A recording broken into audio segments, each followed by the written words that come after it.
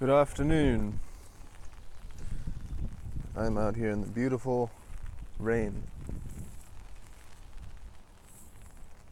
Just raining ever so slightly. But I've been pondering something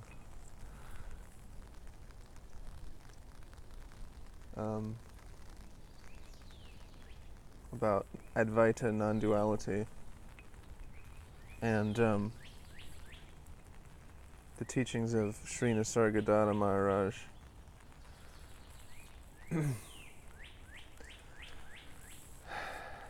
One of the things that is difficult for people to get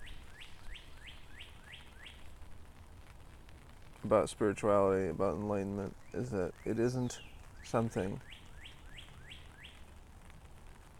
that you can have part way or part time, and it isn't something that you get by going along with society. The Buddha used to say, those who are followers of me are like fish who are swimming upstream. To be a disciple of the Buddha, or to be a disciple of Sri Nisargadatta Maharaj, or anyone who's really trying to get you to the truth of who you are, is to swim upstream. It is to do things which society thinks are the exact opposite of what you should do. It's worse than retreating. It's worse than going into a den, shooting heroin, or becoming a pimp. Society can relate to those things. People can relate to the desire to go shoot heroin. They can't relate to what you're trying to do if you're a spiritual seeker. They can't relate to it. They'll be threatened by it.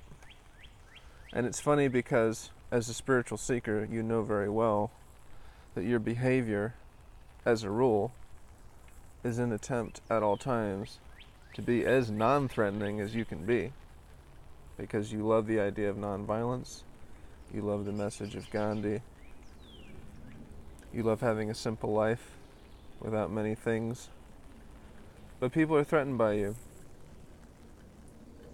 But what is the real duty of human life? Is it to buy cars? Is it to acquire wealth? That's part of it. But I've been thinking about this passage from Maharaj this morning and this afternoon. And the quote is from I Am That. And the quote goes like this: "Let anything happen, good or bad, but do not be submerged by what happens." What does it mean to not be submerged by what happens? And I bring this umbrella out. The umbrella is going to illustrate this principle for me.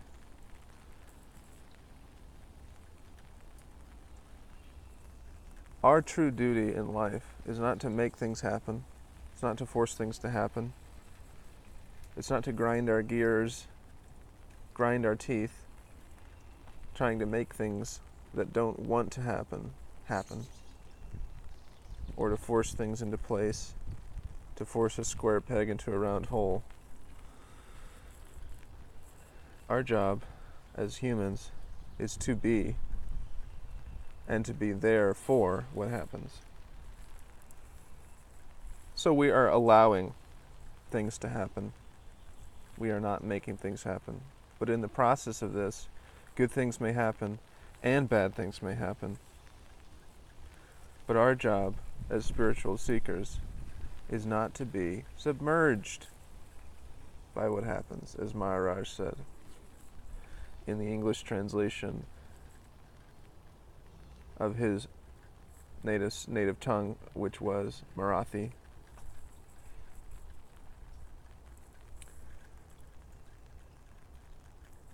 To be above and aloof, as he so often put it,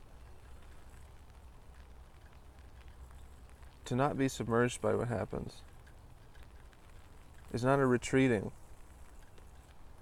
from adulthood. It is, in fact, the exact opposite. It is the completion of your entry into adulthood, out of childhood, so that when you drop the ice cream on the ground, when the milk spills, you don't break down. You don't let anything break you down. You are not submerged. You're not pulled down. When you begin to embrace this attitude, you may have a quote-unquote happy-go-luckiness to you. You will appear happy in times where it may seem inappropriate to others for you to be happy, because you have embraced this concept. When you do, other people will try to pull you down. That's what they do. They're either trying to test you to see if you're really sincerely committed,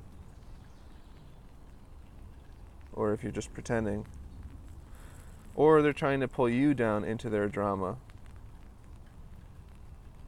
so that they can get help from you, or so that they will garner some sort of comfort from the fact that they're not alone in their state of suffering. Our duty as humans is not to figure things out. That's pretty hard. The universe is infinitely complex. The mind is constantly spinning out thoughts, frequently that don't make any sense, that are contradictory. We can't make sense of it because it isn't sensical. It is insane.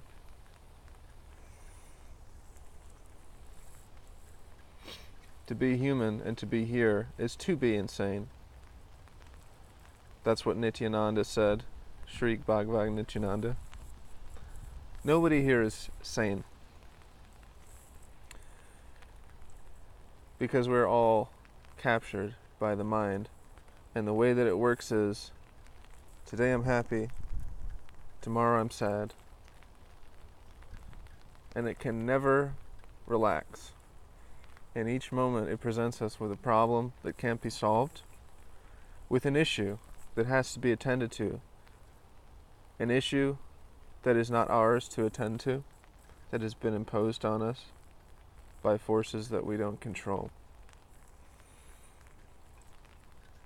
But our duty is to be there for it, to be aware and to allow. But in order to do this, we have to be able to be not submerged by what happens. In the face of every event, in the face of every person who may try to pull you into their drama or bring you down to their level, think of the umbrella.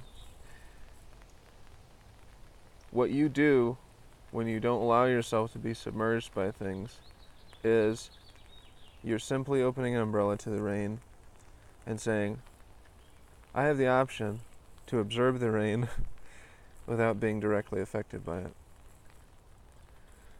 People will try to guilt trip you, say, how can you be so carefree? How can you be so happy?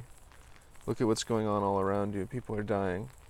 We have issues here, we have issues there. The world is chaotic. Don't you care about this? Don't you care about that?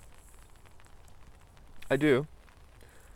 But where is it written that I need to feel sad or be depressed or worried in order to deal with something? I can be out in the rain and still be protected from the rain. And I do this with my aloofness and my refusal to be dragged down. My refusal, when the milk is spilled, to cry, to break down. And in his book, Who Cares, by Ramesh Balsekar, one of the disciples of Maharaj, the title itself is a trick. Who is it that cares when you care? Yourself doesn't care. It's your ego. Yourself is always dry from the rain.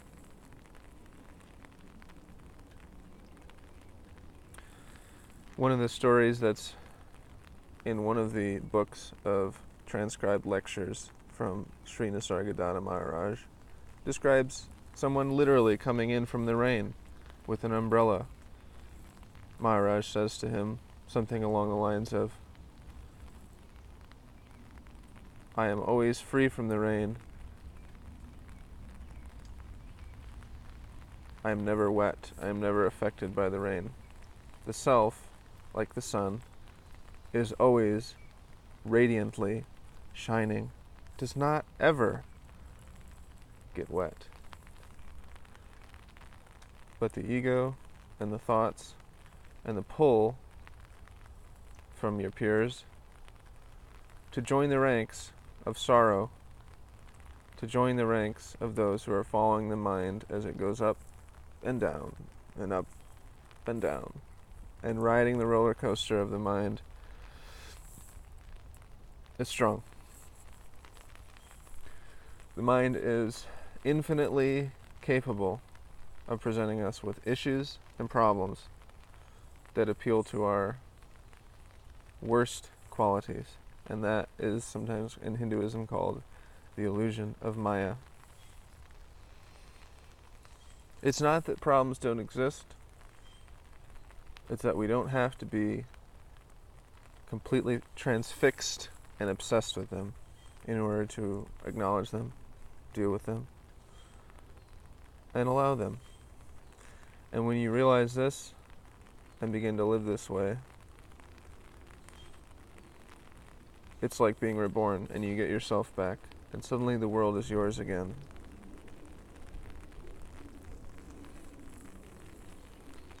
So if anyone tries to tell you, how can you be so indifferent to problems, mine, yours, the world's, how can you be so aloof, so happy-go-lucky, when there are things happening all around you which are terrible? Simply tell them,